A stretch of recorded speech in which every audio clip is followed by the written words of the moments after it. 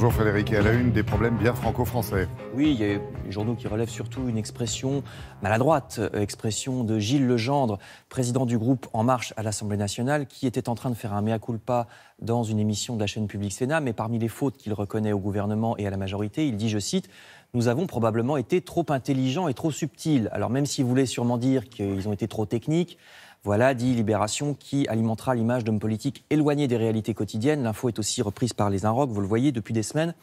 De nombreux députés de la majorité admettent que les réformes conduites ont été trop technocratiques, écrit Libé, ce qui ferait grincer des dents jusque chez les députés de la majorité. Il est donc peut-être bon, comme le fait le Parisien aujourd'hui en France, de se pencher sur les gens, les gilets jaunes qui manifestent et qui sont souvent des femmes, des mères de famille célibataires qui ont du mal à élever leurs enfants ou bien des femmes seules qui vivent avec 350 € par mois, je cite l'article du Parisien, d'autres encore qui mettent la moitié de leur salaire dans leur loyer et qui, la trentaine passée, doivent parfois se faire aider par leurs parents. Vous lirez ces interviews de femmes de Cagnes-sur-Mer, Tourcoing ou Saint-Dié-des-Vosges dans Le Parisien.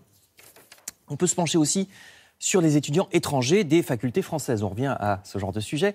Les étudiants hors Union européenne pour lesquels les frais de scolarité vont bientôt être multipliés par 15 en France. Je cite Libération. Il s'agit de redorer les universités françaises qui sont, il est vrai, sous-financées par rapport aux grandes facs nord-américaines, par exemple. Mais le problème, c'est que ça va empêcher les jeunes de pays pauvres de venir étudier chez nous et qui ne peuvent pas payer 3 ou 4 000 €. Encore une fois, le gouvernement ne pense qu'au premier de cordée. Je cite Libération. Certes, il y a des bourses, mais ça ne compense pas. Et le journal regrette que la France se prive ainsi d'un moyen d'influence diplomatique très efficace et finalement pas si cher. Parce que si les élites africaines vont se former à l'avenir ailleurs que chez nous, c'est un problème. Alors, il est vrai que la France n'a plus d'argent. Le plan gouvernemental pour calmer la colère sociale va faire passer le déficit budgétaire à 3,2%. Vous voyez cette carte, ce qui ferait de la France le dernier de la classe européenne, souligne Le Parisien, alors même que la Bulgarie ou la Grèce, vous voyez, sont en excédent. De plus, la Banque de France est inquiète, nous disent les Échos, parce qu'il n'y a pas que le gouvernement qui fait des dettes. C'est aussi le cas des entreprises françaises et aussi, bien sûr, des familles, surtout pour le logement, un niveau d'endettement qui devient risqué. D'autant plus que d'autres, au contraire, ont de l'argent. On apprend ainsi toujours dans les Échos que plusieurs grandes banques auraient monté un système d'évasion fiscale faisant perdre à la France entre 1 et 3 milliards d'impôts. C'est le scandale Cum-Ex, du nom du système. Vous lirez tous les détails et surtout les mesures envisagées par l'Assemblée nationale et le Sénat pour lutter contre ça.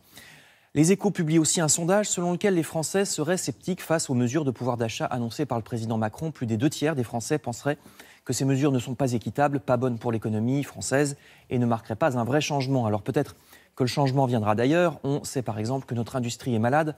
Nous n'avons pas la force industrielle des Allemands qui exportent leurs produits partout dans le monde, ce qui leur rapporte beaucoup d'argent. La secrétaire d'État à l'industrie déclare dans les Échos qu'au moins le gouvernement a pris la mesure du problème et prépare une politique à ce sujet. Le journal conclut qu'une des solutions est peut-être l'économie sociale et solidaire, ressources nouvelles de croissance comme la fabrication de produits plus durables ou bien le recyclage. Là, c'est le haut-commissaire à l'économie sociale et solidaire qui annonce une série d'aides aux entreprises concernées par ce secteur. Je vous renvoie aux Échos. Merci beaucoup.